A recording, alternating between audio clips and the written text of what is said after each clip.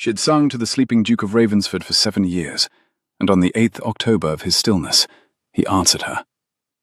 The candle was nearly burned through, and her voice, low, steady, an old Welsh hush song her mother had used to coax fevers out of children, had reached the part where the river forgets the sea. Elowyn Ashcombe sat where she always sat, on the low oak stool drawn close to the great bed, her right hand resting loosely on his right hand, because the surgeon had once told her 7 years ago that touch carried into sleep where speech sometimes did not. She had not been certain she believed him. She had touched the Duke's hand every dusk anyway. His fingers tightened on hers. The sound she made was not a scream. Screams require breath taken first, and she had no breath. It was a small, sharp inhalation, the noise a person makes when stepping unexpectedly into cold water.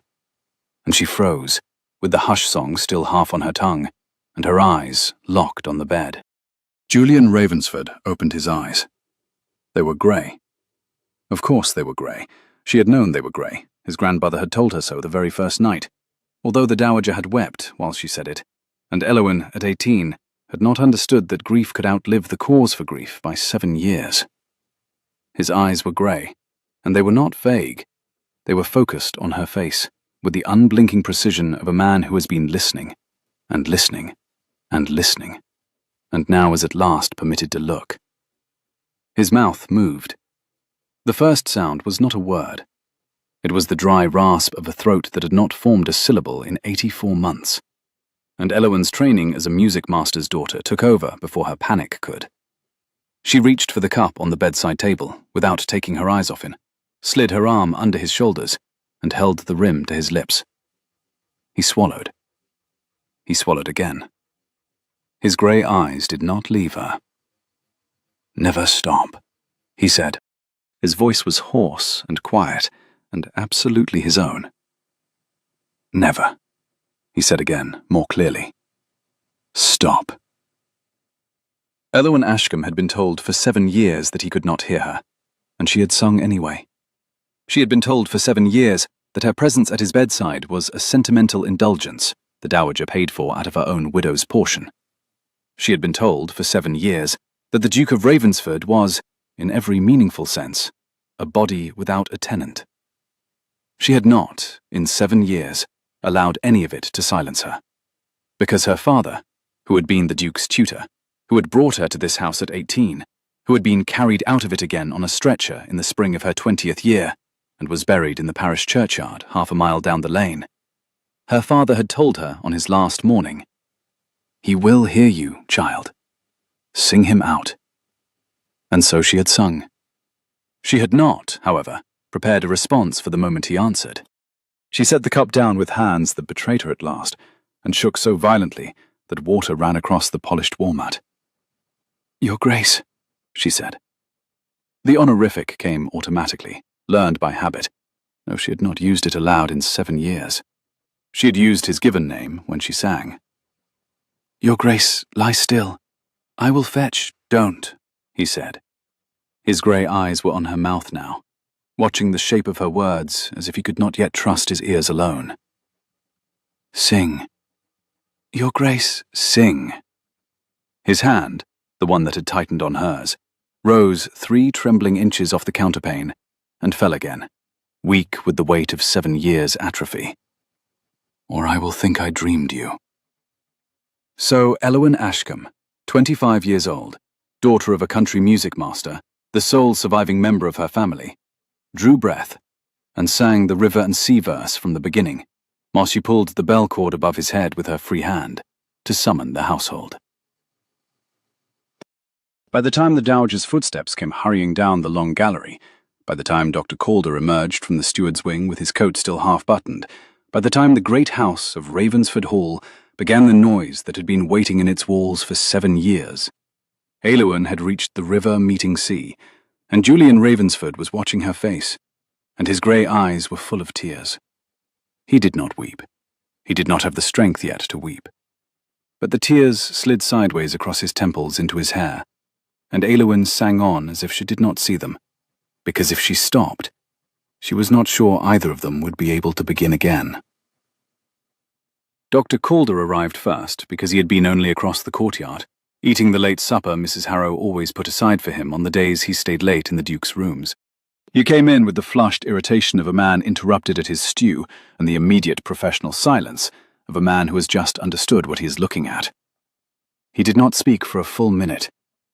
He stood at the foot of the bed with his hands behind his back, his white hair untidy, and he watched Julian Ravensford watch Elowen sing. And Elowen saw the surgeon's eyes go from grey to her own and back again, performing some calculation she could not follow. Miss Ashcombe. Doctor? How long? He spoke perhaps 4 minutes ago. What did he say? She hesitated. The first words a man says after 7 years of silence belonged in some sense to the man who said them. She did not know whether they were hers to repeat. But Dr. Calder was looking at her with the particular patient firmness she had come to know as his bedside discipline, and she answered him truthfully. He told me not to stop singing. The doctor's mouth did something that was not exactly a smile. Of course he did, he said, very quietly, as if this confirmed an old private theory. He came to the side of the bed opposite Elowen and laid 2 fingers on the Duke's wrist. Your Grace, can you hear me? Julian's eyes moved with effort toward the doctor. Yes. Do you know who I am? A pause. Then, with the slow, working patience of a man rebuilding a cathedral from 1 stone at a time. Calder, you set my arm when I was 14. I did, Your Grace. Calder's voice did not change pitch, but his eyes briefly closed. Do you know who is sitting beside you? The grey gaze slid back to Elowen's face. He looked at her the way a man looks at a window after a long blindness, measuring the light, trying to remember what is on the other side. She has, he said, and the syllables came slow and deliberate. A voice like rain finding stone. She is sometimes called Elowen. She is the daughter of the music master who taught me Italian when I was 17. She has been at this bedside. He stopped. His brows drew faintly together. How long has she been at this bedside, Calder? The doctor did not look at Elowen. 7 years, Your Grace. The silence that followed had its own weight. Julian closed his eyes briefly. Not from exhaustion, Elowen thought, but from a private reckoning she could not enter. When he opened them again, he did not look at the doctor.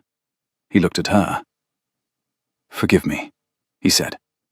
It was so unexpected that for a moment she could not answer.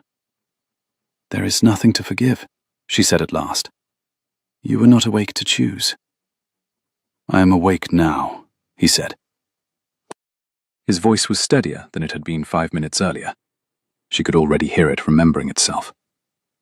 And I am asking you to forgive me for the 7 years of your life that I took without knowing. You did not take them, Elowen said. He looked at her so steadily that she felt her own pulse in her throat. Then who did? He asked. She had no answer for that. She had asked herself the same question 1,000 times, in 1,000 quiet, small hours, sitting on the oak stool while the candle burned, and his face did not move. And her father had been 4 years buried, and the dowager had been the only living person in the house who knew her name without it being a courtesy. She had no answer, and she had learned not to ask the question aloud, because a question without an answer becomes, in time, a kind of slow disease of the spirit. But Dr. Calder, who had finished counting the Duke's pulse, replied with the dry precision of a man choosing his words like surgical thread. Time, he said, had taken them, as it always did. Miss Ashcombe had given them. There was a difference between what was taken and what was offered, he observed, and only the giver knew which it was. Then the dowager came in. Lady Vivian Ravensford was 72 years old, 4 feet 11 inches tall, dressed at this hour in a ruby-red wool dressing gown over her nightclothes, and she crossed the bedchamber at a speed Elowen had not previously seen her achieve. She did not weep. The Dowager Ravensford had learned to weep on the schedule of her own choosing, and not on the schedule of her grief. She came to the bedside, took her grandson's other hand in both of hers and said, in a voice that did not tremble, "Julian, you are late for breakfast." His grey eyes shifted to her face, and for the first time, he smiled. It was a smaller, more tentative smile than perhaps it would have been 7 years ago. But it was a smile. "I will dress directly, grandmother." "You will not," said the Dowager. "You will lie there until Calder tells you otherwise. Calder, I trust him to you. Miss Ashcombe, come with me." Aylwin did not move at first. Her hand was still under Julian's hand, and his fingers, though weak, had not let go. The Dowager observed this with the unhurried thoroughness of a woman who had run a great house for 50 years, and her eyebrows did one small particular thing. And then she said, more gently, "5 minutes, child. I shall return you. There is a matter that cannot wait." So Aylwin rose, slipping her hand carefully out from under his, and Julian's fingers, almost without his volition, followed her hand a fraction of an inch across the counterpane, before sinking again. He watched her go. He watched her all the way to the door. She did not look back, because if she had, she might have stayed. In the long gallery, the Dowager closed the bedchamber door behind them and leaned her small, straight back against it. "Cassius is in the house," she said. Aylwin's stomach contracted without her permission. The Dowager explained, in the brief, level voice she used for matters that had to be communicated and could not be discussed, that the Duke's male cousin had arrived at Ravensford that very afternoon, while Aylwin had been walking back from the village, that she had not yet decided how to manage him, that she would manage him now, and Aylwin need not concern herself with the particulars. The Dowager's grey eyes, Julian had inherited them, they were the same precise grey, were fixed on Aylwin's face throughout, and what they conveyed was a great deal sterner than anything she said aloud. From the moment her grandson had opened his eyes, every hour of Aylwin's life in that house was going to be measured by a man who had spent 7 years assuming the house would be his. The Dowager did not need to elaborate. Aylwin began, faintly, to protest that she had no claim on the household. The Dowager cut her off with a small, dry word, observing that she, the Dowager, had always known that perfectly well, and that Cassius did not. Cassius Ravensford was 27 years old, possessed of the same fine bones his cousin had possessed before 7 years of stillness gaunted them, and he wore that night a deep burgundy waistcoat under a coat the colour of strong tea. He had chestnut hair brushed forward in the London fashion. He had hazel eyes, very nearly amber in candlelight, which he was not above using. He had the smile of a man who had learned in childhood that handsome is a tool, not a gift, and had refined his use of it ever since. He was also, Aylwin had long ago concluded, the kind of man who would have been more dangerous if he had been less beautiful, because a face like his persuaded otherwise sensible people to believe his first sentence before he had finished his second. He was waiting in the steward's office, because the steward's office was where the estate ledgers were kept, and Cassius had been keeping them for 4 years. He rose when the Dowager entered. He did not rise quite as quickly as he ought to have done. He made it look as though courtesy required only a graceful unfolding, and not the prompt jerk of obligation. He bowed over his great-aunt's hand. He turned to Aylwin with the particular smile he kept for her, which contained 1 part charm, 1 part appraisal, and 1 part the assumption that she would be pleased to be smiled at. He greeted Aylwin first, with a courtesy he had calibrated for her over 4 years and had not yet found cause to revise. He hoped the household had not been imposing on her kindness during his absence. She looked weary. He trusted she was sleeping. The Dowager cut across these civilities without apology and informed him plainly that his cousin had woken, had spoken, had recognized Calder and Miss Ashcombe both. The smile remained on Cassius's face for perhaps half a second longer than it should have. Then it faded. Aylwin, watching with the trained attention of a woman who had spent 7 years studying the face of an unconscious man for the smallest tremor of meaning, saw what passed underneath. Not horror, exactly. Not relief. A swift, calculating recalibration, as if a man at a card table had just been informed the deck contained an additional suit. He inquired, with a careful likeness, what the Duke had said. The Dowager, her mouth small and bloodless and perfectly composed, told him that the Duke had told Miss Ashcombe not to stop singing. "How charming," said Cassius after a beat. "And how very Julian. He always had a sentimental ear." He turned the smile on Aylwin again, and now there was something underneath it, a brittleness she had not seen in his face before. He observed that she must be astonished, that he was astonished himself, that he had begun to consider her devotion a kindness offered to a man who could no longer reward it, and now he saw it was to be rewarded after all. "I sang because I was asked to sing, sir," Aylwin said, more quietly than she had intended. "Not for reward." He waved this away with a small, light gesture, and turned to the Dowager to ask whether he might see his cousin. The Dowager refused, civilly. Calder was with the Duke. The Duke had spoken his first words within the hour, and was not yet a man one might visit. He was a man one might pray for. Cassius accepted this with the tightest of smiles, and observed, dryly, that he had been praying for his cousin for 7 years. He did not look at Aylwin as he said this, but Aylwin, who had stood at the door of the Duke's bedchamber every dusk for 7 years, and had counted the visitors, could have told him precisely how often he had set foot in that room. She had counted 9 times. She did not say so. The Dowager, she suspected, had counted as well, and would mention it at her own choosing. Cassius bowed and went. When the door had closed, the Dowager looked at Aylwin for a long moment.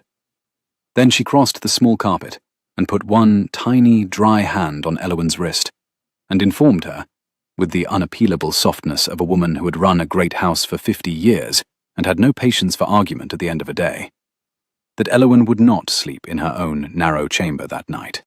She would sleep in the green chamber, which was across the corridor from the Dowager's own, and Mrs. Harrow would lay a fire there.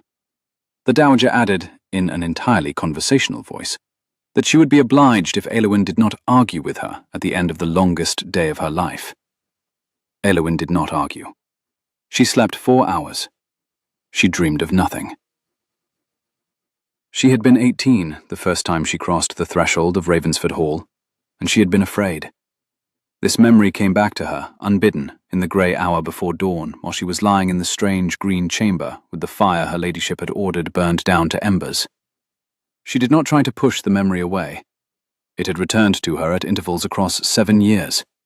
She had given up resisting it. It came with the sound of her father's voice and the smell of horse and damp wool, and her father saying gently, "Stand straight, Aylwin. He does not see you, but he hears you. Stand the way you would stand if he could see." Mr. Ashcombe had taught Italian and rhetoric and music to 2 generations of Ravensford boys.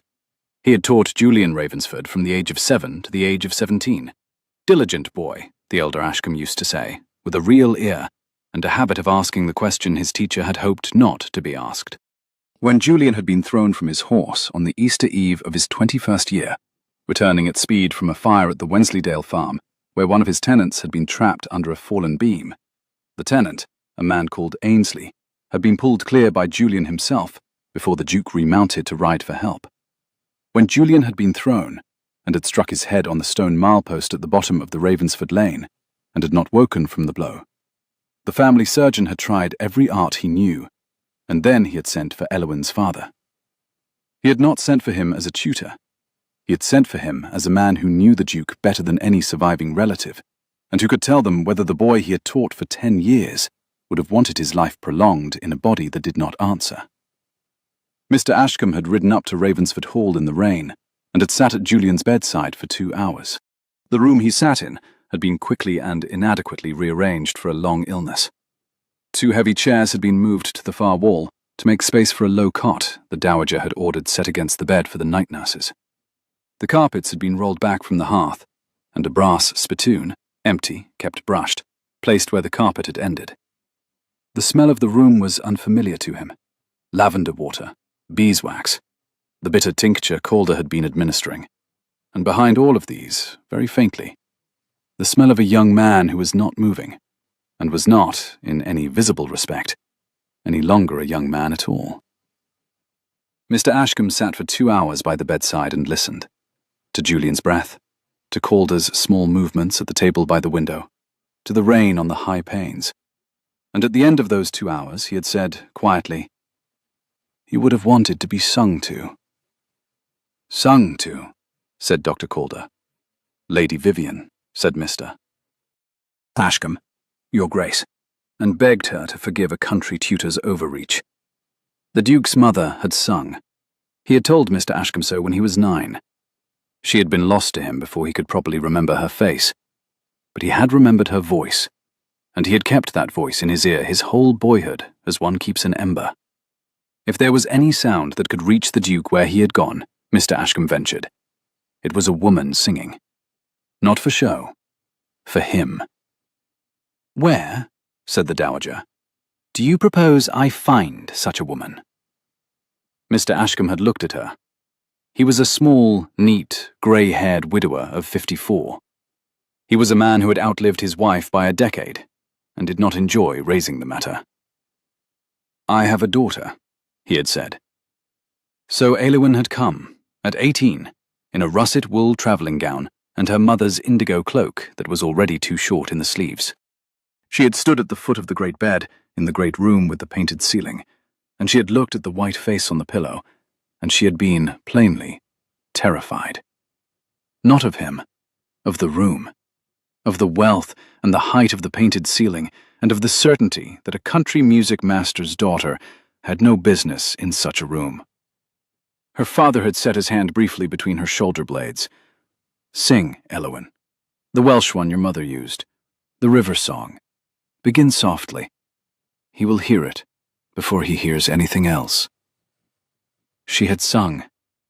She had sung on a held breath that broke twice in the first verse and steadied by the third.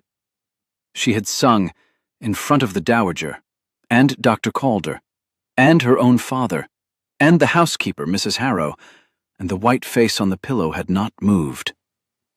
She had finished. The room had been silent. The Dowager had said, in a small voice that did not match her usual register, "Will you come, Miss Ashcombe, every evening, at the dusking hour, until—" The Dowager had not finished the sentence. She had not said, "Until what?" Aylwin had answered, "Every evening, my lady." She had been 18. She had not understood what she had agreed to. She had simply agreed. Her father had been carried away in her 20th year by a winter fever that took him in 3 nights. 3 nights of fever, and a 4th at dawn that took him quietly. The Dowager had received Aylwin in the small library afterward, and had offered her a stipend out of her own private estate to continue, and Aylwin had accepted, because she had no family left, and because by then the white face on the pillow had become a face she knew. She had catalogued its small changes, the lengthening of his hair, the deepening of the hollow under the left cheekbone, the slow thickening of the dark stubble Mrs. Harrow's nephew shaved off twice a week. She had memorized the rise and fall of his breath, the way one memorizes the breathing of a sleeping child. She had not thought of him as a corpse. She had thought of him as a man who had wandered very far inside his own house, and could not, just now, find his way back to the front door. Her job, she had told herself, was to leave a candle burning in the window. The song was the candle. Now the candle had been answered. She sat up in the green chamber, drew her knees to her chest, and pressed her forehead into them. "What in heaven's name happens now?" she said aloud, to no one, in the empty room. The fire said nothing. The fire never had answers. She got up, because there was no possibility of further sleep, and crossed to the window of the green chamber and drew the curtain back perhaps an inch. The grey October dawn was just beginning at the eastern edge of the moor. The lawn below was silvered with frost. A single sheep had walked across the parterre during the night, presumably escaped from the home farm, and stood now at the foot of the south steps, as if waiting for instructions. The smoke of the kitchen chimneys was already going up. Mrs. Harrow had been at her ovens, evidently, since 4. Aylwin stood at the window for some minutes, and watched the dawn put pink along the underbellies of the long autumn clouds. And she thought, very simply, this is the morning of his first day. Then she dressed. She dressed without much regard, in the russet wool she had worn the night before, because the trunk Mrs. Harrow had had brought across to the Green Chamber had not yet been unpacked, and she did not wish to keep the Duke waiting. She drew her chestnut hair back into the same severe knot she had worn for 7 years, although her fingers shook so badly on the second pin that she had to begin again. She washed her face in cold water from the basin on the dressing stand. She tied the indigo cloak around her shoulders, although she would not be going outside, because she found she wanted the small additional weight of cloth across her collarbones. She pulled on her boots. She crossed the corridor to his bedchamber, paused outside the door for a count of 10, and knocked. Mrs. Harrow opened it. The housekeeper's eyes were red around the rims, but her wide, solid face was entirely composed. She looked at Elowen for a long moment, and then she stood aside, and Elowen went in. What happened in the next 4 days was that Julian Ravensford took small, careful steps back into the world of speech, and small, careful steps backward into the world of his own body. The household reorganized itself around him with the slow gravity of a wheel finding a new axle. Mrs. Harrow doubled the kitchen fires and tripled the calls upon the dairy, because Calder had instructed that broth must be available at any hour the Duke could be coaxed to swallow it. The night nurses, who for 7 years had divided the dark hours between them in the long gallery, were dismissed with a fortnight's wages and the dowager's careful thanks. Their cot was removed. The carpets were rolled out again over the floorboards beside the bed. The room itself slowly became a bedchamber once more, and not a sick room. Curtains that had hung half-drawn for years were tied back. A tall mahogany shaving stand was carried up from the Duke's old dressing room and reinstalled in its proper corner, and the dust that had collected on its mirrors was carefully sponged away. The smell of the room changed by degrees. Less of the bitter tincture, more of cut beech logs from the courtyard woodpile, more of the apples Mrs. Harrow set on the windowsill for their scent, and Elowen, who had spent 7 years cataloguing the smells of that bedchamber as faithfully as another woman might have catalogued a herb garden, observed each change without comment and felt each one as a small private mercy. Elowen Ashcombe sat on the oak stool every dusk and sang, because he asked her to. And on the second morning he asked her to sing in the morning as well, and on the third morning he asked her to sing while he was sitting upright with 3 pillows behind him, eating thin chicken broth from a spoon held by Mrs. Harrow. And on the 4th morning, he asked her to put down the song and tell him, simply, what she had been doing for the past 7 years besides this. "This is what I have been doing for the past 7 years," Elowen said. "Beyond this," he said. "Outside this room." "Outside this room," she said, considering. She had walked to the village twice a week to buy sheet music with the dowager's coin, and had written out copies of those scores by hand. She had taught the curate's 3 daughters their solfege on Tuesdays and Thursdays. She had read every book in his grandmother's library, beginning at the south wall and proceeding leftward, and was presently engaged with a German treatise on the cultivation of pears, which she did not entirely understand. "German pears," Julian said. He was watching her face with the same precision he had used on the first night, and his grey eyes were fractionally amused. "Do you intend to grow them?" "I intend," Elowen said gravely, "to die before I finish the chapter on grafting." He laughed. It was a small sound, half breath, half voice, and it appeared to surprise him as much as it surprised her. He raised one slow hand and pressed it flat against his own chest, as if he had not expected the laugh to come out of him, and was checking to see whether it had cost him anything. His grey eyes met hers over his fingers. He looked, for an instant, like a young man who had just discovered that one piece of him still worked. "Miss Ashcombe." "Your Grace." He had been informed by his grandmother, 3 times in 2 days, that she was to be addressed by her Christian name. He should like her permission, he said. Hers, not the dowager's. Elowen kept her hands folded in her lap, because if she did not fold them, she did not entirely trust them. "Elowen," she said. "Elowen." He said it carefully, as if he were trying out a word in a foreign language. Then, with more confidence, "Elowen. Thank you." "You knew it already." "I knew it as a sound coming through a door. I am learning it as a name." Harrow chose this moment to bring in a fresh basin of water, and the moment broke. And Aylwin rose to help her, and when she sat down again, Julian had closed his eyes and was breathing the slow, deliberate breath of a man husbanding strength. She did not sing. She watched his face. She had watched it for 7 years. It ought, by every reasonable rule, not to be different now that the eyes opened. It was different. It had become a face that could decide things. The difference was almost impossible to look at directly. She looked at her own hands instead. The door opened without a knock. Cassius Ravensford had come up to the bedchamber every day since his arrival, and on each of the previous 3 days he had been turned back at the door by Dr. Calder, or Mrs. Harrow, on the Dowager's instruction. Today, evidently, he had decided to walk past whoever stood between him and his cousin. He was magnificently dressed. He was in a coat the colour of green moss, with cut steel buttons and a crevasse tied so precisely that it must have taken a London valet half an hour. He was smiling. "Julian," he said. "Not Your Grace, not cousin. Julian," the affectionate diminutive of the schoolroom, deployed with deliberate intimacy. "My dear fellow, they have kept me from you long enough." Julian's eyes opened. The change in his face was immediate and unfeigned. The softness, what Aylwin had been about to allow herself to call softness, drained out of it. What replaced it was something Aylwin had never seen, because she had never seen Julian Ravensford face an enemy. It was attention. Cold, intelligent, completely awake attention, of the kind a swordsman gives to the man in front of him before the first salute. "Cassius, you look better than I dared hope, cousin."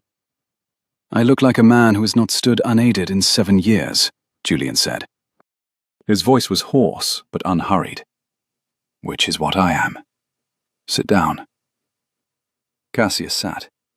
He sat in the chair Aylwin had vacated 4 days ago to stand for the Dowager, the chair next to the bed, on the side opposite Aylwin's stool.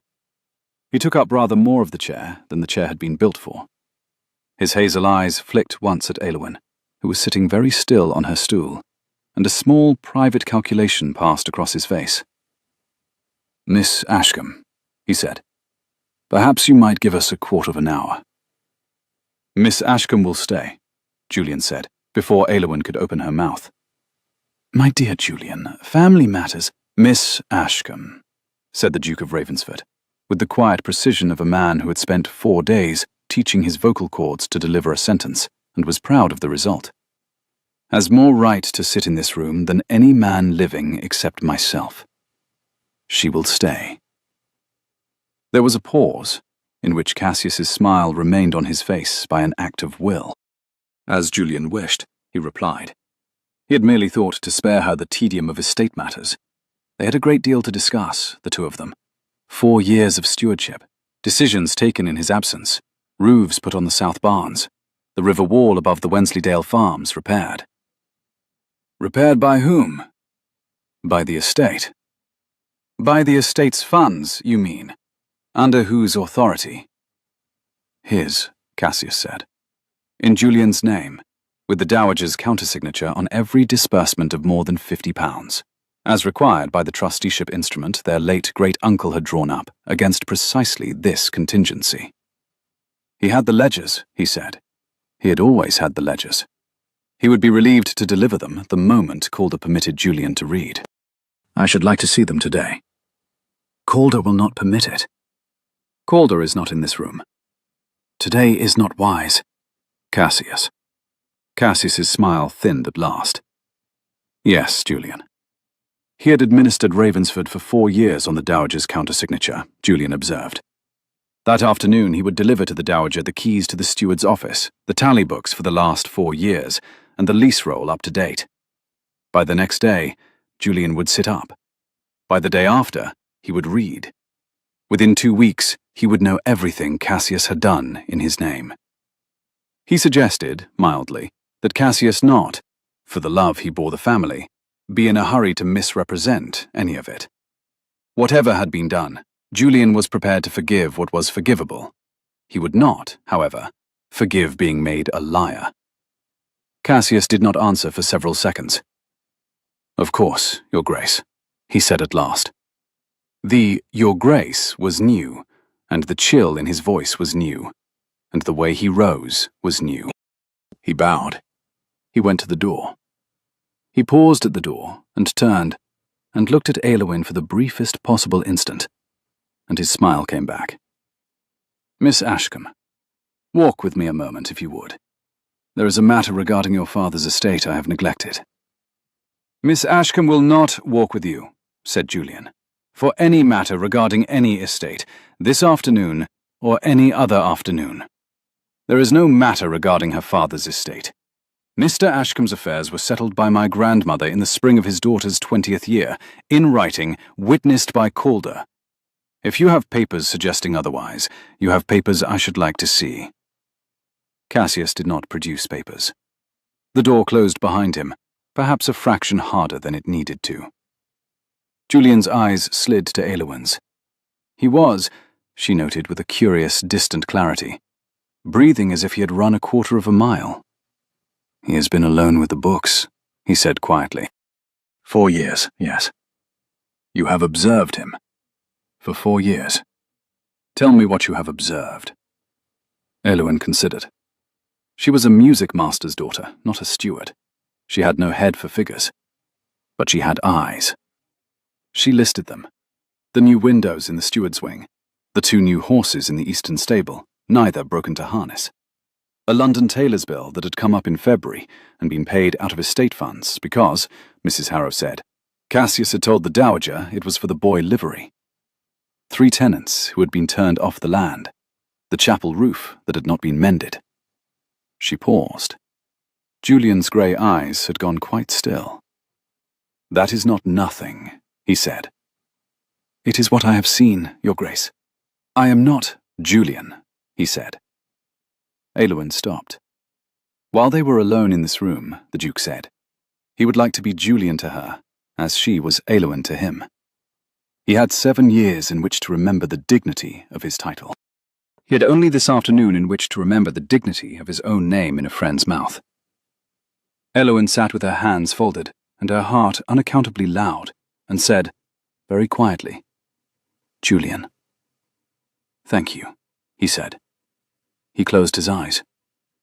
She sang to him then, because she did not know what else to do, and the song was not the river song this time, but a different one, a Yorkshire ballad about a man coming home, and on the 3rd verse he whispered, "I had forgotten this one," and on the 4th verse his hand found hers across the counterpane, and she did not move it.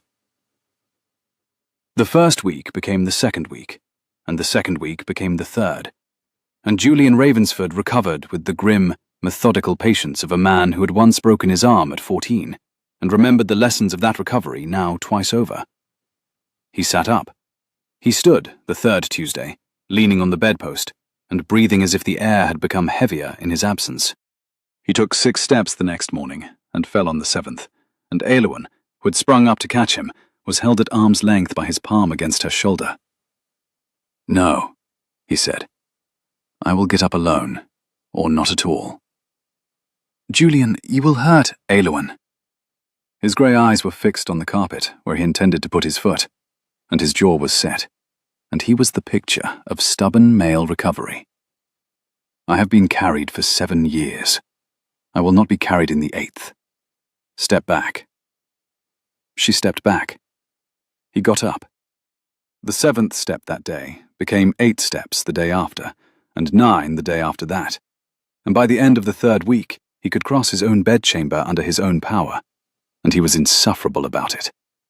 Calder, who had no patience for sentiment in his patients, set up a regimen with the precision of a country bridge engineer measuring a span. Julian was to walk 3 times the length of the bedchamber in the morning, 4 times before the noon meal, and 5 times before dusk.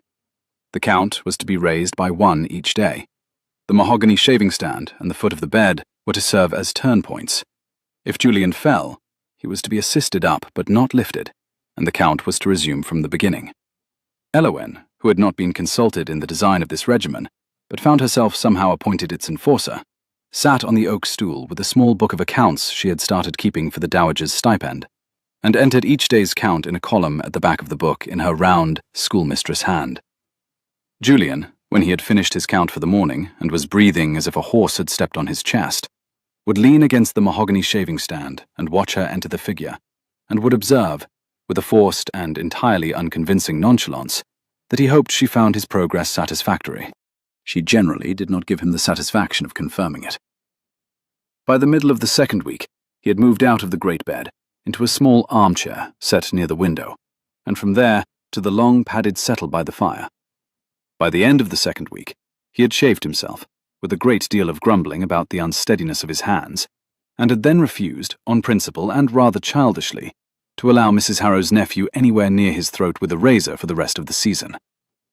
He read newspapers.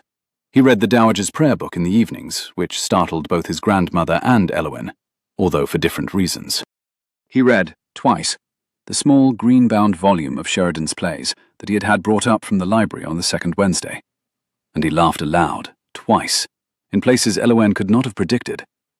She came in once to hear him laughing in an empty room with a Sheridan open on his knee, and she stopped at the threshold, and she did not speak, and he looked up at her over the book with the small private smile of a man who has just remembered an old friend. Calder pronounced him, on the morning of the 18th day, to be doing better than any patient of his recollection had any business doing. The Dowager pronounced him, on the same evening, to be a great deal more himself than was, perhaps, comfortable for the rest of the household. Mrs. Harrow pronounced him, on no particular evening, but to anyone in the kitchen who would listen, to be his late father's image when he was 22, and could mind his manners about the broth, or be sent to bed without it. Elowen, who had no household standing from which to pronounce anything, observed in private that the Duke of Ravensford, in good health, was a person of considerable and slightly alarming presence, and that she was not entirely sure what to do with this information. "You walk," Elowen observed one afternoon, "like a colt born in a teapot." "That," Julian said, "is unkind." "It is accurate." "It is unkind and accurate. Did you sit at my bedside for 7 years to bully me when I woke?" "I sat at your bedside for 7 years," said Elowen, "because I was paid." He looked at her sharply. Then he saw her face. Then he laughed. The second laugh, less surprised this time, with more of his real voice in it, and said, "I see, we are now bantering." "It would appear so." "Where did you learn to do that? You did not banter when you were 18. "I taught myself, while you were unavailable to teach me. The library is large." "What did you read on the topic of bantering, may I ask?" "Sheridan. Most of Sheridan." "Sheridan," Julian said gravely. "I am to be repaid for 7 years' silence in Sheridan. Mercy, woman." He did not, he observed afterward, when he had time to observe such things, recall ever in his prior life having said the word woman to a person directly. The Sheridan had a great deal to answer for. It was that afternoon, the afternoon of the first true banter, that Mrs.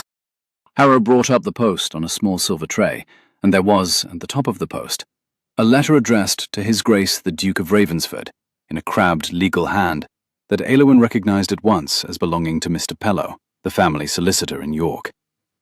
Julian opened it. He read it once. He read it twice. His face did not change, but Elowen, who had spent 7 years studying his face for the smallest signal, saw the small thing that happened to his jaw. "Cassius has filed," Julian said, "for an inquiry into my competence." Elowen put down her sewing. Julian explained, in his quiet, hoarse voice, what Cassius had done. He had gone to the Court of Chancery in London and presented a sworn affidavit that the man who awoke from 7 years' sleep was not, in any meaningful sense, the man who had gone to sleep, that his reasoning was impaired, that his judgment was unfit, that he was open to the influence of any party near him, but his decisions in the past 3 weeks regarding the estate were voidable, that a guardianship of his person and estates was required, and that Cassius, as the next mill of the line, was the obvious party to undertake it. Elowen's hands, in her lap, had gone very still. "He must produce witnesses, must he not?" she said. "He would," Julian said. He had named 3 already. One was a London doctor who had not seen Julian. One was the curate of their parish, who Julian did not believe had crossed the threshold of the house in 5 years. The third... He stopped. The third, he said, is Miss Price. Miss Price, said Elowyn carefully, is one of the upper chambermaids. Yes. Who has been at the hall for 2.5 years? Yes. Whom your cousin engaged personally on his last visit? Yes, said Julian, whom my cousin engaged personally. He set the letter on the counterpane and laid his palm flat upon it. And who would, he imagined, be prepared to swear in court that during the past 3 weeks she had observed him to be confused, agitated, suggestible, and entirely under the influence of an unmarried woman of dubious origin, who had spent 7 years occupying an unpaid position in the bedchamber of an unconscious peer. Elowyn did not move. That, Julian said, was the suggestion Cassius would make, and his voice was now not hoarse at all, and not weak. It was the voice of a man who had remembered exactly who he was. Cassius would say that his first words upon waking had been a request to be sung to, that he could not bear to have her leave the room, that he had addressed her by her Christian name in front of staff, that he had refused to discuss estate matters without her present, that, by Cassius's account, he could not be left without her. And you are, in fact, doing none of those things. I am doing all of those things, Elowyn. We both know it.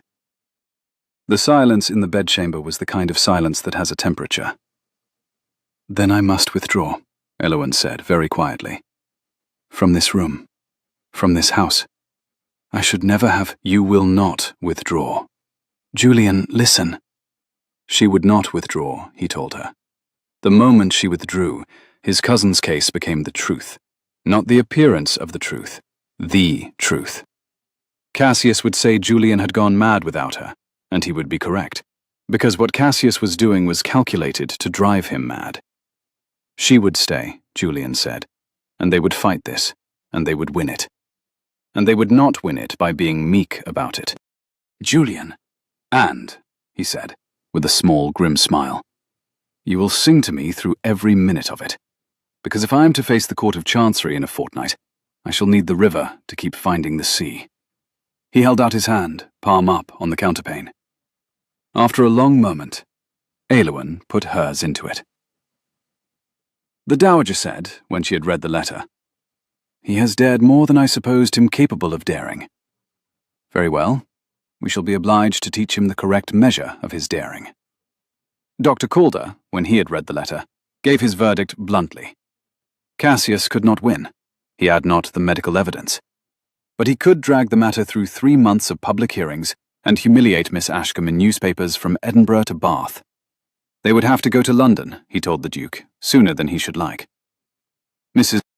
Harrow, when she heard of the letter from the kitchen maid, who had it from the under footman, who had it from Lady Vivian's lady's maid, declared with vehement civility that if that snake-faced man came back into her kitchen for so much as a pot of tea, he would find it boiling on his lap, with her apologies to the rug.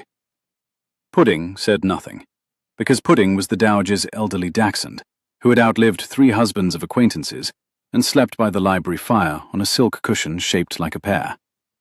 But Pudding waddled up to Elowyn on the morning of their departure for London, looked up at her with the watery dignity of his species, and laid his small grey muzzle on her boot, and Elowyn, who had not wept since the second night, knelt down and put her face into the warm, coarse fur of his back, and wept for perhaps 2 minutes, and then stood up and put on her gloves and got into the carriage.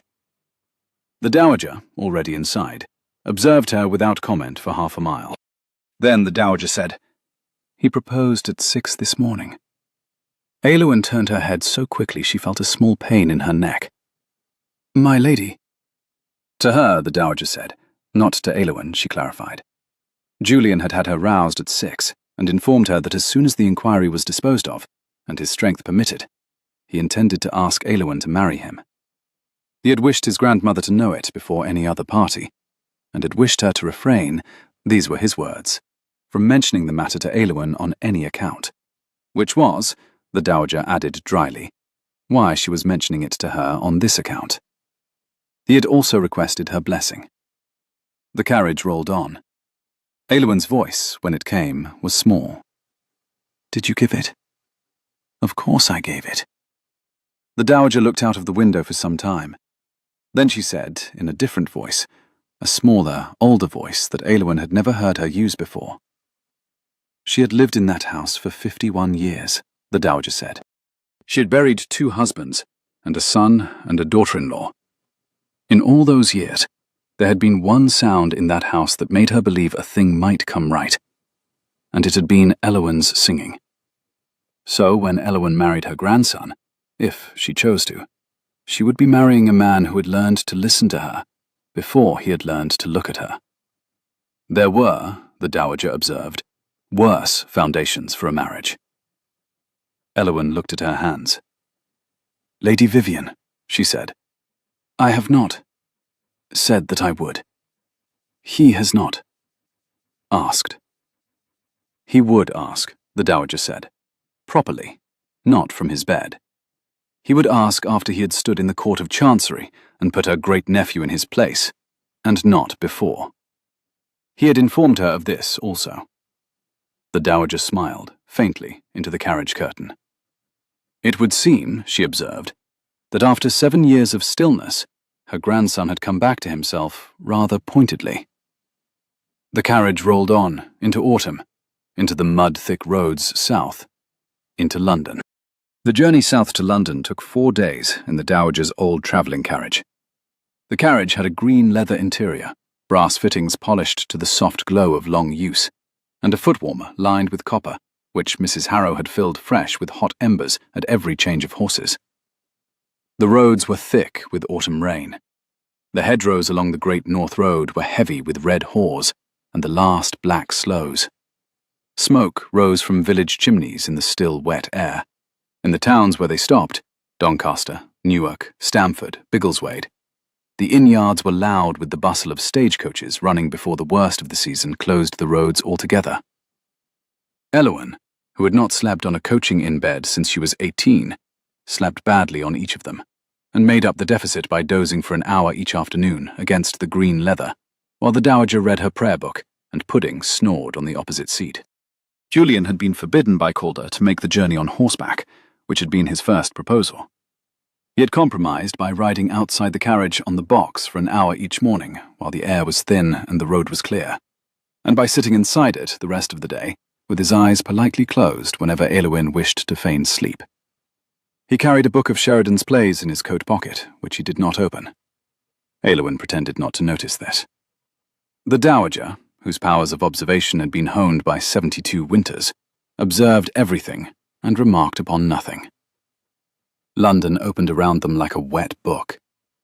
The hearing was scheduled for the 2nd Tuesday of November in the Court of Chancery, before Master Whitfield, in a small, dark, wood-panelled room in Lincoln's Inn that smelled of pipe smoke and damp wool.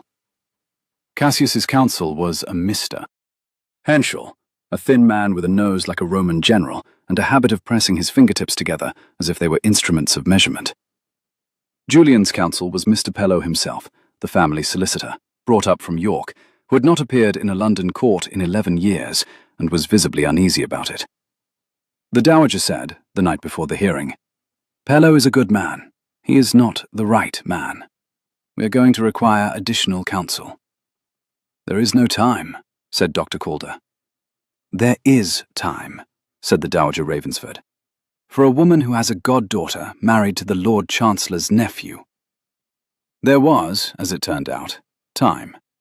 The additional counsel was Mr. Levitt, a King's Counsel of approximately 50, who arrived at the small townhouse the Dowager had taken in Bedford Square at 9 o'clock the night before the hearing. He ate a cold supper at the Dowager's table, listened to the case for 40 minutes, and asked 4 questions. He would take the matter, he announced. He required Miss Ashcombe to breakfast with him at 7, that he might know her voice as she would use it in court. He required Dr. Calder to present him with the medical record before breakfast. He required Lady Vivian to refrain, with all respect, from her customary directness in the witness box.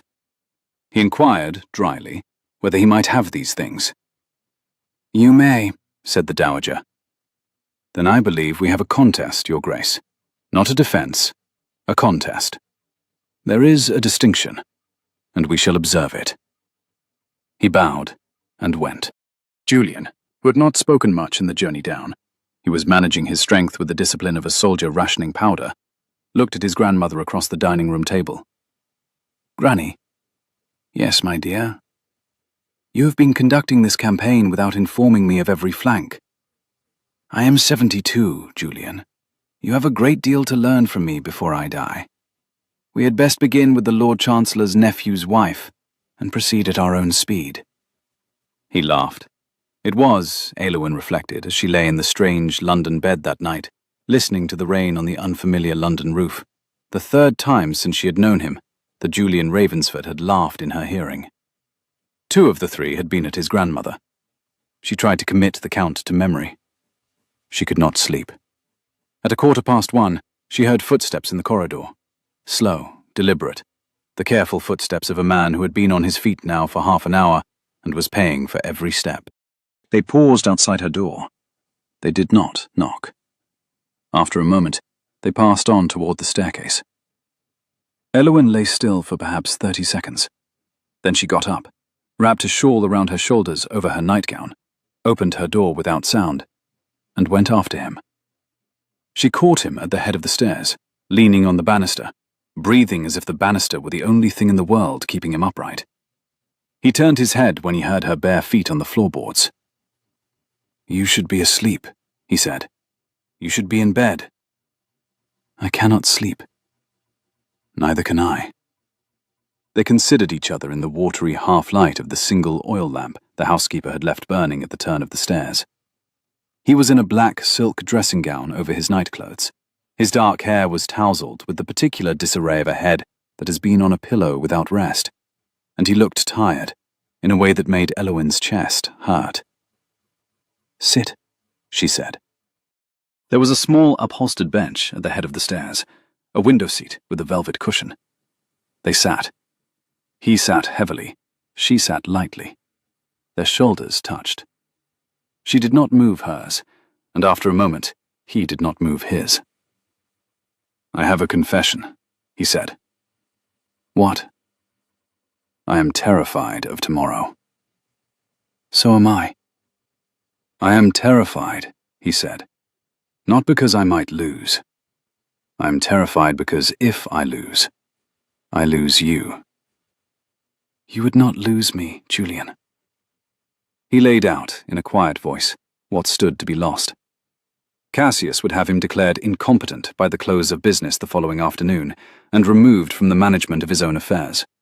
He would be made a ward of his cousin's guardianship. The first thing Cassius would do, the very first thing, would be to have her removed from the house as an undue influence. There would be a footman at the bedchamber door. The dowager would be represented as suggestible. Julian himself would be put in a quiet room in the country, with a London doctor Cassius kept in his pocket, visited as little as the law required, and his houses and coalfields and coke furnaces and London ground rents would slide, by careful degrees, into Cassius's hand.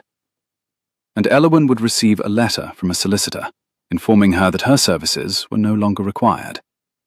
That, he said, was what he stood to lose. His voice was not loud. It did not have to be. "Julian." "Yes." "He will not win." "No." "He will not win because we will not let him. Because your grandmother will not let him. Because Mr. Levitt will not let him. Because I—" She stopped, because she had not meant to begin a sentence she did not know how to end. He waited. "Because I will not let him," she said. He closed his eyes briefly. When he opened them, he reached very slowly for her hand, and turned it over in his, and ran the pad of his thumb across the calluses on the inside of her fingertips. The calluses she had got from copying scores by hand for 7 years. He had not earned the right yet, he said quietly.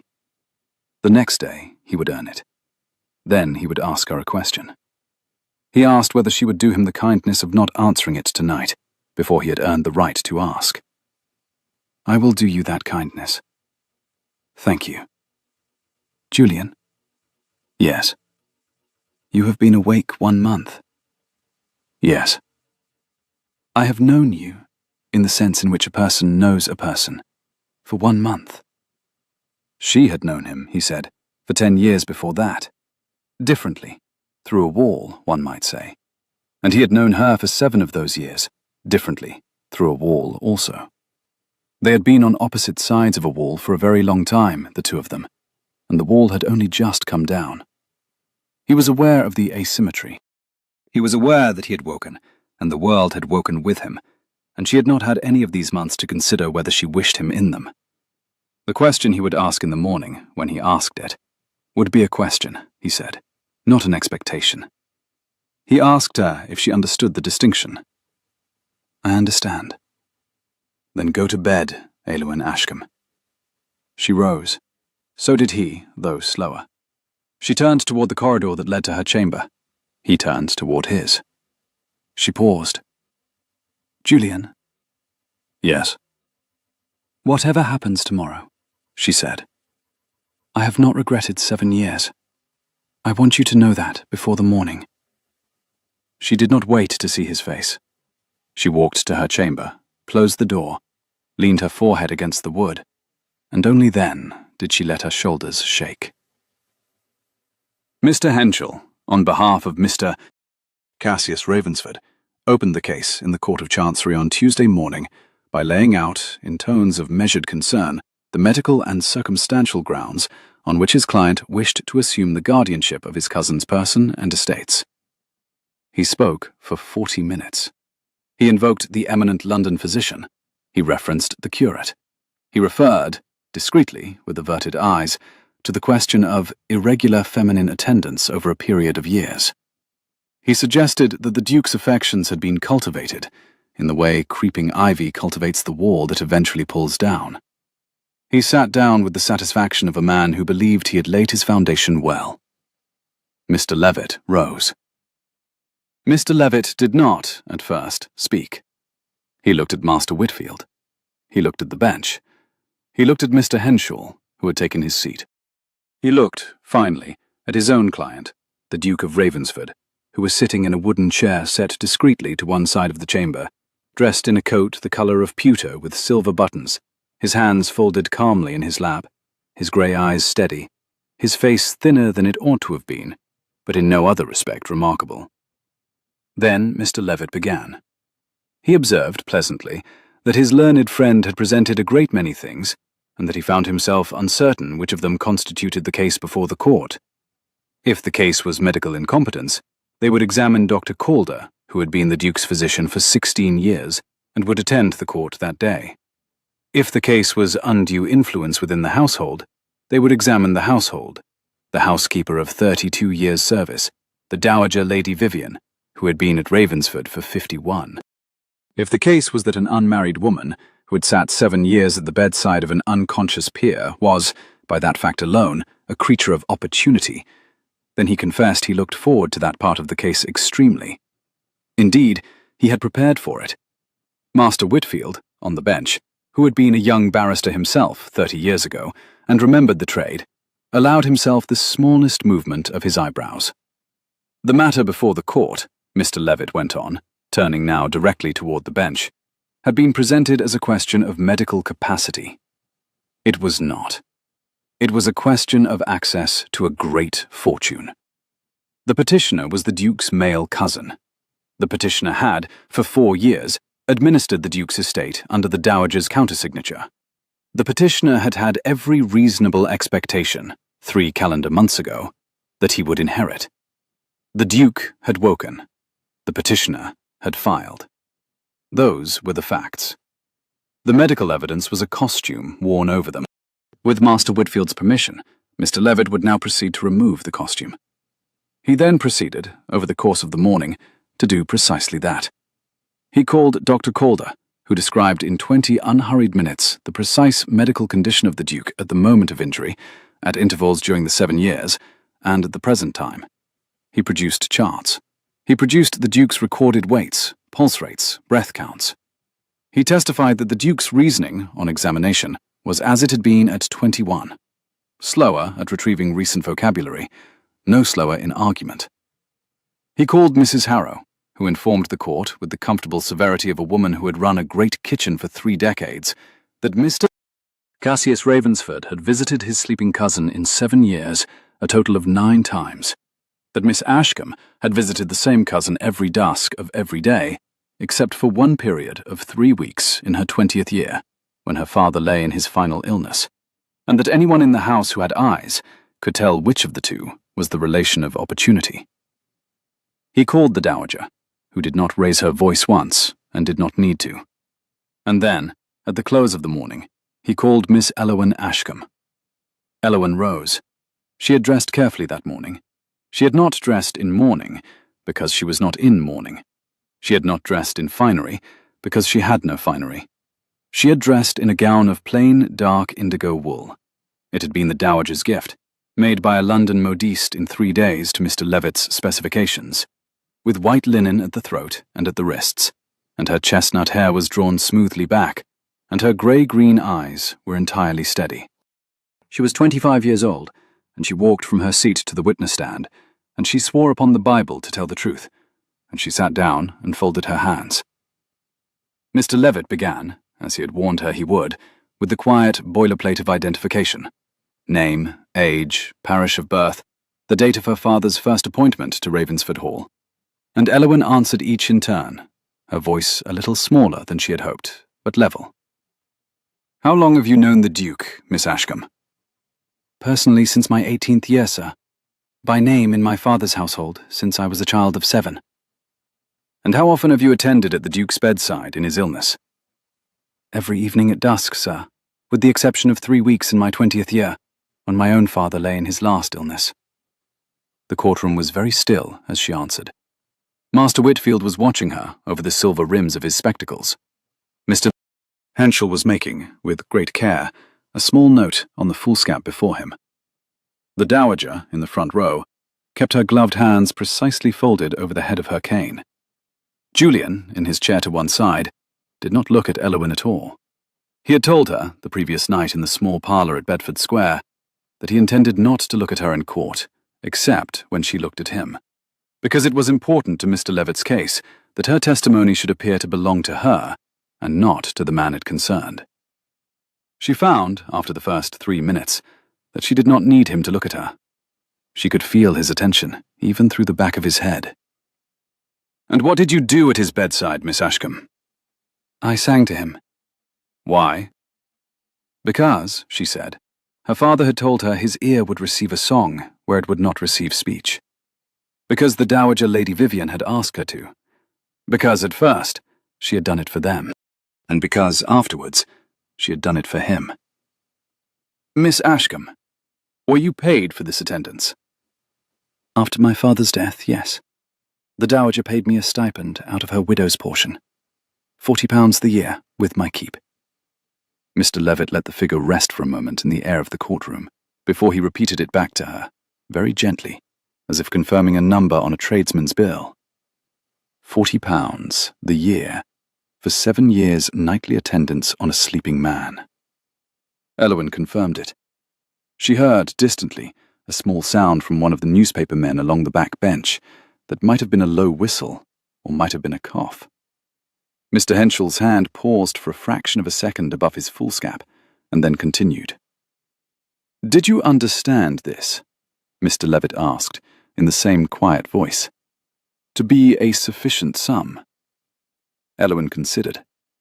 She had not, in 7 years, considered the question. She had understood it, she replied, to be a kindness, Your Grace. She had no other family. The Dowager had kept her in the house. The sum had been generous, given that she had no expectation of marriage and no other prospect. "And had you, Miss Ashcombe, any expectation that the Duke would wake?" "My lord," she said, and her grey-green eyes lifted to Master Whitfield's at last. She had had hope, but she had not had expectation. She had been told for 7 years by competent physicians that he would not return to himself. She had been told by the Dowager to sing as if he might, and she had sung as if he might. When she had sung, she had not sung as a person who expected reward. She had sung as a person who had been asked to do a kind thing, for a household that had taken her in when she had no other place. She had sung as if her father was standing behind her shoulder, because he had asked her to, and he was no longer with them. She was not sure, she said, what other answer his lordship wished. There was a small silence in the court. Mr. Henschel, on the other bench, rose and bowed and asked permission to cross-examine. He was given permission. He came forward with his fingertips pressed together. Miss Ashcombe, he said, on the night the Duke awoke, what were his first words to you? Elowen had been told this question would come. She had been told by Mr. Levitt to answer it plainly. He said, sir, never stop. Never stop, Mr. Ashcombe, Henschel repeated, with a small private smile. And what did you understand him to mean, Miss Ashcombe? I understood him to mean, Elowen said, that he wished me to continue singing. I had been singing the verse about the river meeting the sea. I was on the third line. You did not understand him to be making a declaration? I did not, sir. He was 12 seconds awake.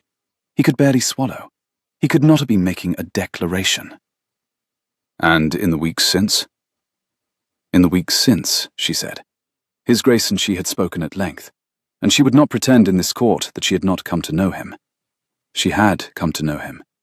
She had known him, in some small way, when his eyes were closed. She knew him better with them open. He was more like himself than he had been.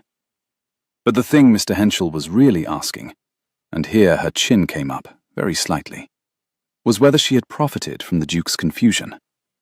The answer, she said, was no. The Duke had not been confused. The Duke had been awake and lucid, and the man her father once taught Italian. And she had been what she was before, a woman who was paid, and was no longer paid, to sing in his bedchamber. She was leaving Ravensford Hall, she added, at the end of this hearing. She had no intention of remaining in the Duke's house under any disposition of this court, except the one that returned him fully to his own keys. She had hoped that would not be a matter requiring her testimony. It would seem it was.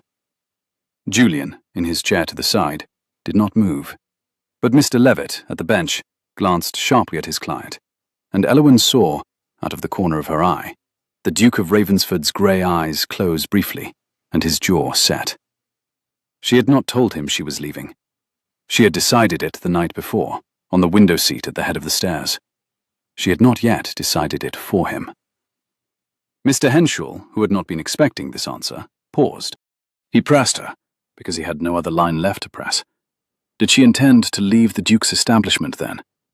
She did, she replied, at the close of this hearing. Her father's small cottage in the Wensleydale, which she had not seen in 7 years, was waiting for her. She would take up residence there. She would give music lessons in the village.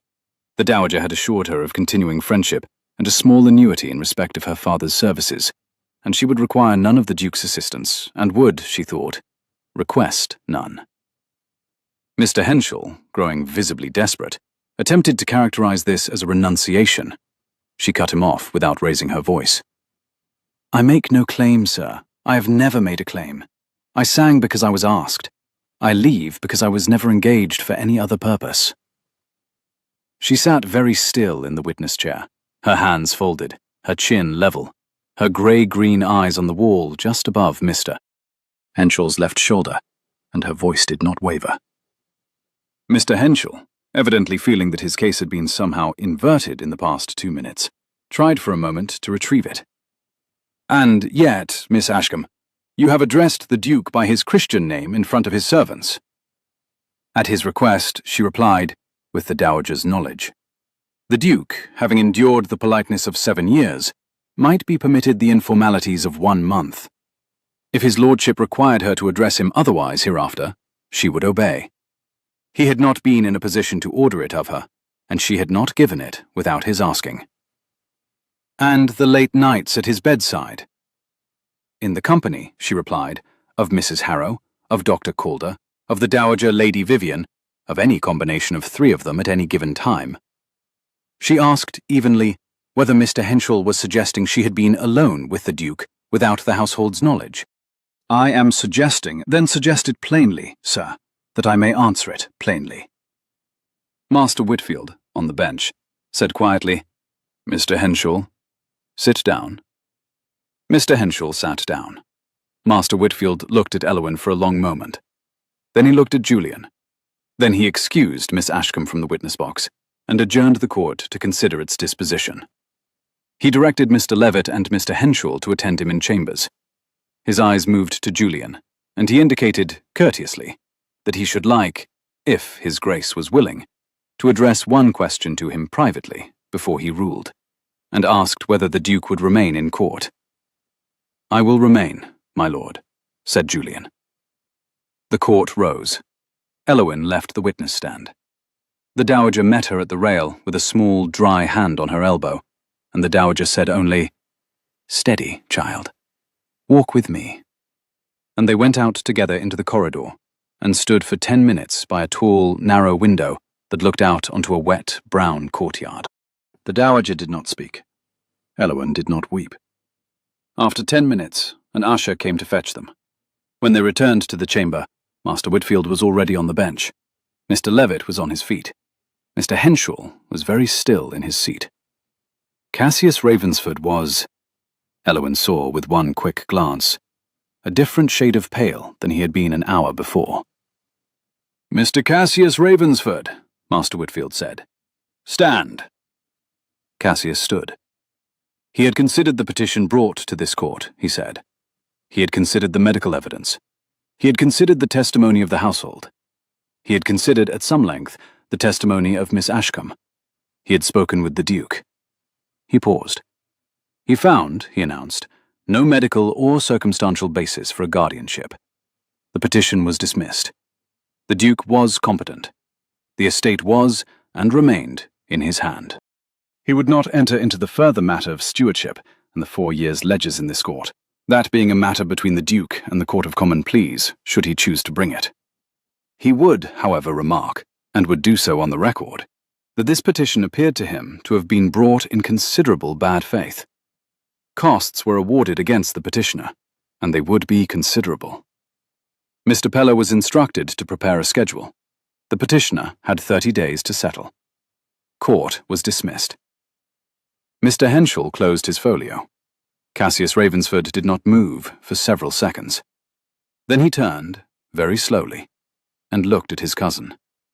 Julian Ravensford had risen, slowly, leaning briefly on Mr. Levitt's arm, and then standing free.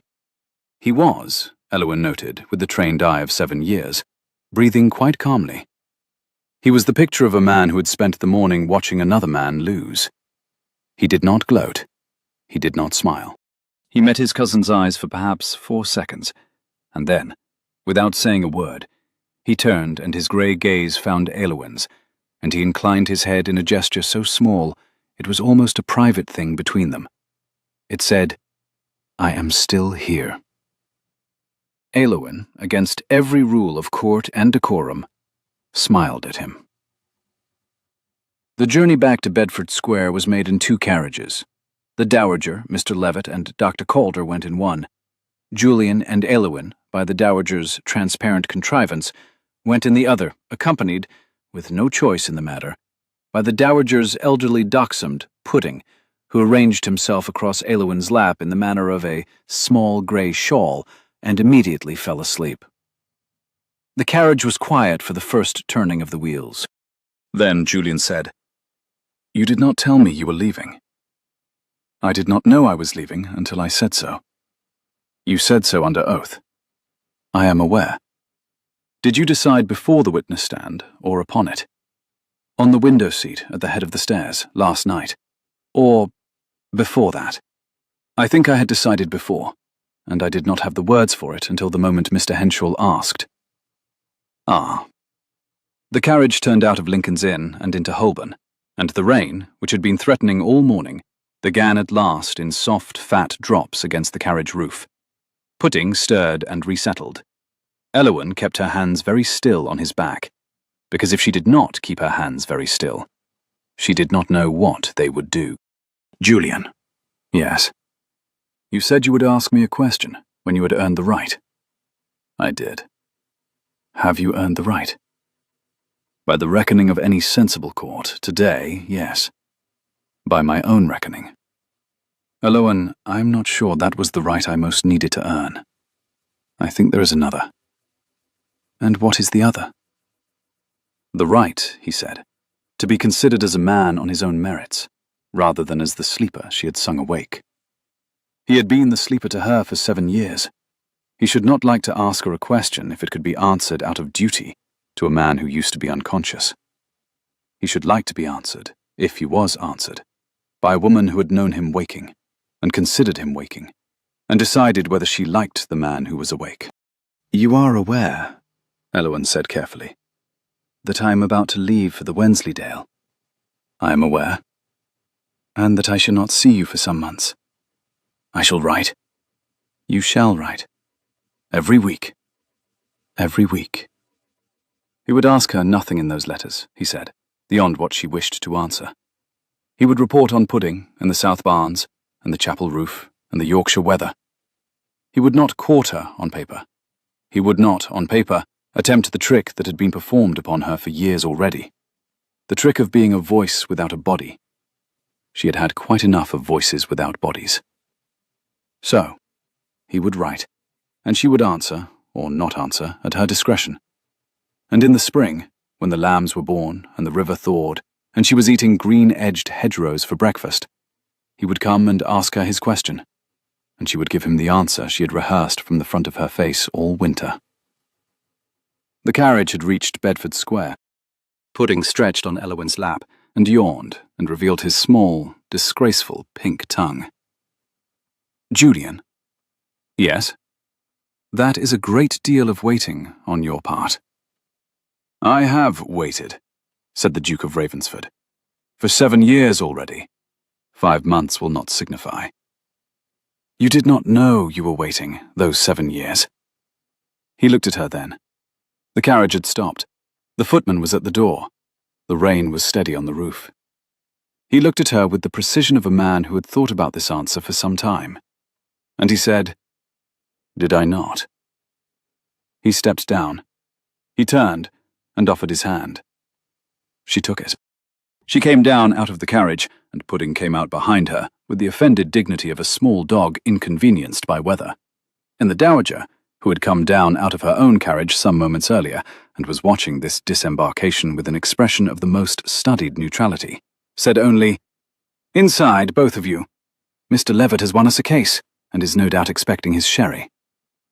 Mr. Levitt got his sherry. Cassius Ravensford did not appear at the townhouse, and was not expected to. That night, Elowen sat with the Dowager for an hour in the small parlour at the back of the Bedford Square house, and they did not speak much. The Dowager occupied her ladyship's customary chair near the fire, with Pudding heavy on her lap and her embroidery hoop balanced on the arm of the chair, and Elowen sat opposite her on a low stool, and the long-cased clock in the corner ticked patiently through the small, dark hours of a London evening that smelt of coal smoke and wet street, and, very faintly, of the lavender the Dowager kept in a sachet in the linen press. The Dowager did not lecture. She did not advise. She did not, even, look directly at Elowen, except once, near the end of the hour, to say, gently, 5 months will pass, child. They always do.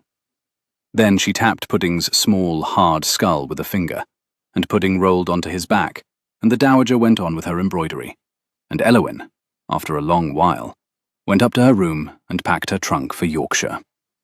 She packed it carefully. The plain indigo gown went in first, folded around the silver-backed hairbrush that had been her mother's, 2 muslin morning dresses next, of which one was nearly new and one nearly past mending.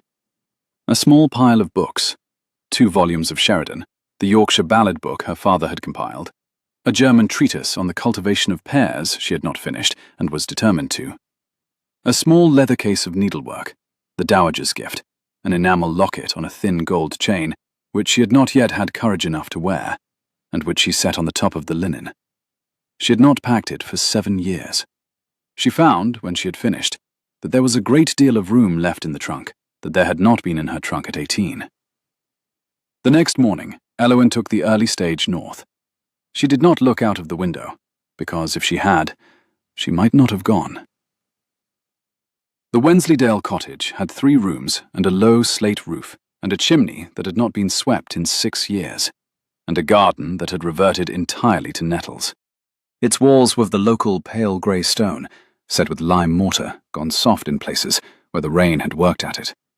Its windows, 3 small ones to the south, 1 larger to the east, were latticed with leaded panes, of which several had been broken by jackdaws and stuffed haphazardly with a rag of sacking the previous tenant had pushed into the gap. Inside, the kitchen had a flagstone floor, scrubbed pale by half a century of country boots, and a great open hearth, half blackened by soot, and an oak settle with a faded green cushion on which a mouse had recently confined itself. The parlour had a small inlaid table that had been her mother's, and a faded watercolour of the Dale done by her father in his courting year. The back chamber, where she had slept as a child, had a narrow iron bedstead, a press for linen, and a single uncurtained window through which, at first light, the green hill behind the cottage came in flat and undeniable, like a held note. The cottage smelled of cold stone, of mice, of the previous tenant's pipe tobacco, and very faintly, under all the others, of wood smoke and the lavender her father had grown along the south wall, and which had reseeded itself among the nettles. Elwyn Ashcombe spent the first 3 days cleaning, the next 4 days repairing, and the next 3 weeks, once a glazier had been induced from the village to come and replace the cracked panes, writing. She wrote a great many letters. Most of them were burnt in the kitchen fire. Some of them were sent. Of those, 1 in 3 was sent to Ravensford Hall. The letters from Ravensford Hall, on the contrary, came every Tuesday. They were exactly as he had promised. They reported on Pudding, who had developed an unaccountable preference for sleeping on the Duke's left foot and would not be moved by any argument less than a kipper. They reported on the South Barns, whose roof was being mended by a man called Thwaites, whom Mrs. Harrow approved of. They reported on the chapel roof, on which work would commence in March. They reported, in a brief paragraph that Elwyn read twice, that the 3 tenants Cassius had turned off the land had been written to at their new addresses, offered the return of their old holdings on the original terms and, in 2 cases of 3, had accepted. The third, an elderly widower, had asked instead for a small cottage near his married daughter, and was being given it. They reported on the 4-year ledgers, which had been examined, which had revealed exactly what they had been expected to reveal, and on which the Duke had, with his solicitor's advice, declined to pursue further legal action against his cousin, in exchange for the cousin's signed undertaking to leave the kingdom. Cassius Ravensford had taken passage to Halifax. The letter mentioning this fact noted, in a separate paragraph, that the Dowager had ordered the windows in the steward's wing to be replaced on her own account, that the matter might be considered closed. The letters reported on the weather. They did not court her. They did not, however, conceal that their writer would be glad of an answer. Elwyn answered, mostly. Sometimes she did not. She wrote about the cottage, about the goat she had acquired. The goat was called, with more wit than charity, Mr. Henshaw. About the curate's daughters, whom she now taught Tuesdays and Thursdays, as before. She wrote about the long Yorkshire dusks. She did not write about him. She thought about him, every dusk, as the light drew down behind the moor and the kettle boiled on the hob. She sang, sometimes, while she worked, the river and sea song her mother had used, and she did not need to ask herself why. The Wensleydale winter folded itself around her with the patient hostility of a winter that has been doing the same thing in the same dale for 1,000 years.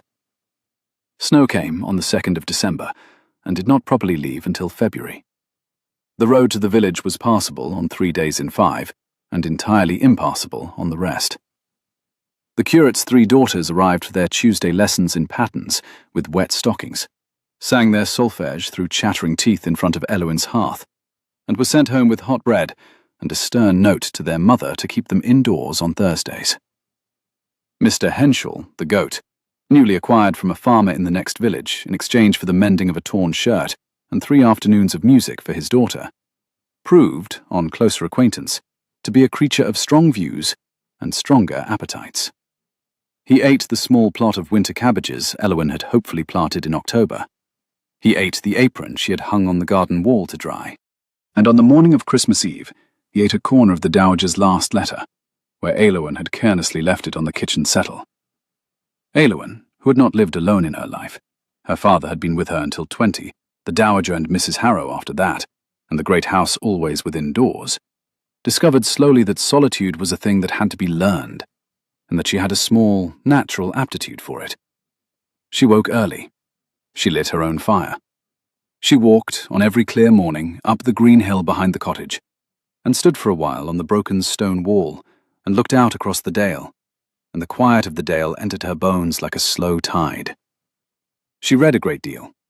She wrote, in a small, leather-bound book she had bought in Hawes for sixpence, a daily account of the weather, the goat's misdeeds, and the curate's daughter's progress on the descending chromatic scale. She did not write, in the small, leather-bound book, anything about the Duke of Ravensford. She thought, when she set the pen down each evening, that there was something faintly cowardly about this. She did not, on reflection, mind being a coward in this one thing. In late February, the post brought a letter that was thicker than usual.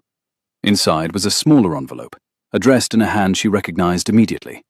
Small, neat, deliberately patient, and a single sheet that read, "I am told that the Wensleydale roads will be passable from the second week of April. May I come and walk with you? I will bring no question. I will bring my boots. J." She wrote back, "Bring the boots." She did not say the rest of it, because she did not need to. She thought he would understand. She put the letter into the post and walked up the hill behind her cottage, and stood in the wind and laughed, once, sharply, like a woman discovering she had been carrying a stone in her pocket for months and could finally set it down. Then she went home, and she put more wood on the fire, and she began, for the first time since she was 18, to consider what dress she might be wearing when next he saw her. He came on the 11th of April. The lambs were 3 weeks old. The blackthorn was in full white blossom along the lane, and the green-edged hedgerows the Dowager had teased about in the carriage were exactly as predicted. Mr. Henschel the goat had taken up a position on top of the garden wall and was observing the road with the malevolent intelligence of his species. Pudding, who had, against Mrs. Harrow's strong advice, been brought along, was walking on a long red lead and was, every 6 steps, sitting down in protest at the mud. Julian was dressed in country tweeds, a dark green coat, brown breeches, and the boots he had promised. He had put on perhaps 12 pounds across the winter. His face had filled out. His grey eyes, when she came around the corner of the cottage with a basket of cut nettles for the pot, were the same grey eyes that had opened in October, but they were the eyes of a man who could now stand in his own weight. "You walk," she said, "considerably better." "I have been threatened," he said gravely, "by my grandmother, with the loss of Pudding's affection if I did not." "Pudding has chosen me." "Pudding," Julian said, "is a faithless dog."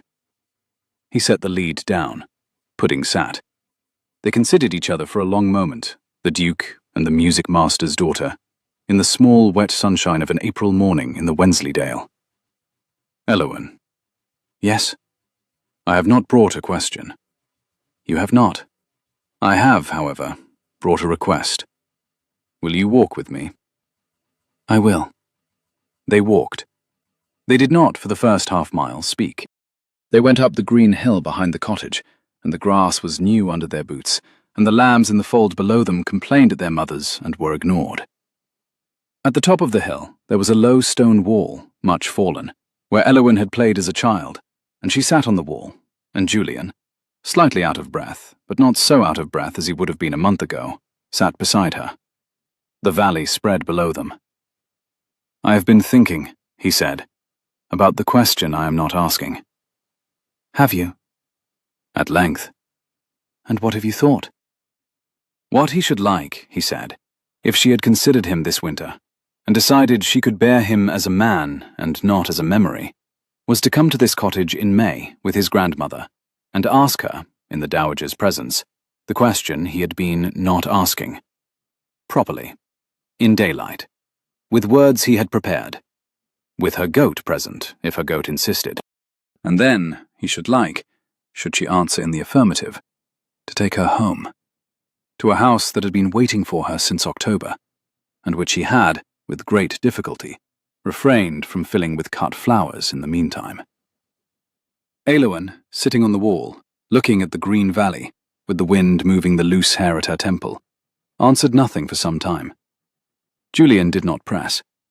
He sat beside her, his hands loose on his knees, his grey eyes on the same valley. "Julian." "Yes?" "I have considered you all winter." "I had hoped." "And I have not changed my mind." "That is alarmingly ambiguous, Eowyn." "It was meant to be," she said. She turned her head and looked at him. She had not changed her mind from October. She had not changed it from April.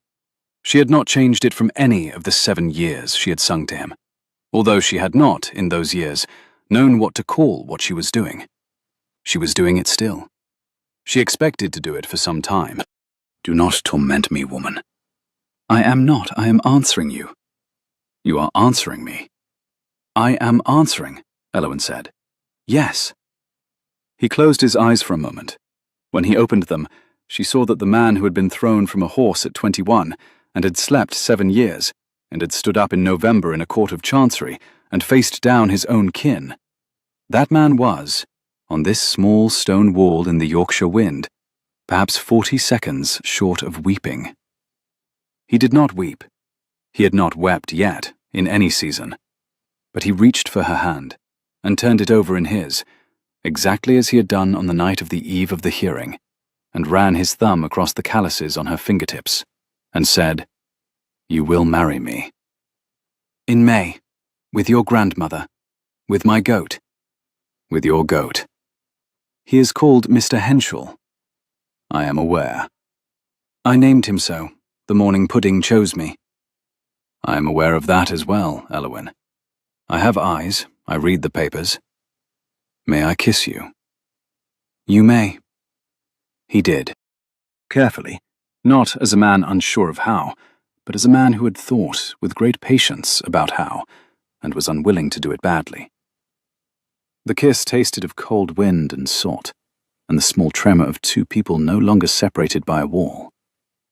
When he lifted his head, his hand had moved from hers to the back of her neck, and he held her there for a moment more, his forehead against hers, his breath warm against her cheek, and he said very quietly, almost as if he were afraid of being overheard by the wind, "Sing for me. Now. On the wall." "Julian, what shall I sing?" "The river one," he said. "The one your mother taught you. I believe I have rather earned the right to hear it from the first verse." So she sang. There on the green hill, on the low stone wall, with the lambs complaining in the fold below, and Mr. Henschel the goat watching from the cottage wall, and Pudding, at the bottom of the path, sitting again in muddy protest, she sang the river and sea song, from the first line to the last, with her hand in his hand, and his breath warm against her temple. He did not interrupt her. He did not move. He listened with the close, complete attention of a man who had heard her for 7 years, and was, only now, hearing her with everything that he was. When she had finished, he said, "Never stop." "I shall not stop." "Good," said the Duke of Ravensford, and he did, at last, put his face into her shoulder. And Eowyn Ashcombe, music master's daughter, 25 years old, sole survivor of her family, future Duchess of Ravensford, who had sung for 7 years to an empty room and had been answered, set her own hand at the back of his head and held him there in the April wind. And the river found the sea. They were married in May, in the parish church a half-mile from Ravensford Hall, on a Tuesday morning that smelled of cut grass and new rain. The church was a small stone building with a square Norman tower and a churchyard full of names Eowyn had read on stones since she was a child. It had stood there, in some form, for 700 years, and had married Ravensfords at one end and music masters at the other, for so many of them that the village had stopped commenting on the distance between the two. The hawthorns along the churchyard wall were in full white blossom. Bees were thick in the cherry tree by the lich gate. Inside the church, The curate had set candles in every window and a great spray of green hellebore beside the altar, and the morning light came through the small leaded panes in long, slow bars across the flagstones. The dowager wore a peacock blue silk gown that had not been out of its press in 11 years. Mrs. Harrow wept once, briefly, into her best handkerchief, and resumed dignity. Dr. Calder gave the bride away, in lieu of her father, with, he insisted, the music master's full retrospective approval. Pudding attended, in a small lace ruff he had ferociously resented being put into, and Mr. Henshaw the goat, by the bride's specific request, was tied loosely to a yew tree in the churchyard and bleated through the vows. There was no large wedding breakfast. The dowager refused to permit it. There were 40 guests, all known, all loved, in the long gallery at the hall, and there was a single long table, and there was a fiddler who was a cousin of the village smith. And there was, at the end of the evening, a moment when the candles had burned down and the guests had gone, and the household had gone to its rooms, when the Duke and his new Duchess sat alone in the green chamber where she had slept on the night he woke. He had moved her things into it that afternoon. Not the bedchamber from her 7 years on the stool. Never that room. The green chamber across from the dowager's. He had had the fire lit and a pot of tea brought up, and he had sent everyone away, and he had taken off his coat and his neckcloth, and was sitting in his shirt-sleeves on the small velvet bench at the end of the bed, watching her unpin her hair at the dressing table. Elowyn. Yes? You sang at the church. I am told it is traditional. You sang the River and Sea song. I am told you requested it in a letter to the curate in March. It is possible. She set the last hairpin down, turned in her chair and looked at him. Julian. Yes, my heart. You have been awake 7 months. I have. I have known you, in the sense in which a person knows a person, for 7 months. You have, and before that, of course. His grey eyes were warm. For 7 years. Differently. Through a wall. Through a wall. The wall is down. It is. She rose. She crossed the small space of the green chamber in her plain white nightgown, with her chestnut hair down her back, and she sat on the bench beside him, and she put her head on his shoulder, and his arm came up, slowly, deliberately, like everything he did, and settled around her waist. The fire spoke softly to itself. I have not asked you, he said. What? What woke me? Julian. It is a fair question. I have lived with it. I have not asked it of you. I am asking now, in this room, on this night, because I think now I am permitted. She thought about this for a moment. I do not know what woke you, Julian. I have asked Calder. He does not know. I have asked the dowager. She does not know. What do you think? I think, she said slowly, that you woke because the river found the sea. I think you woke because some sounds, sung long enough and patiently enough, become the way home. That is not a medical answer.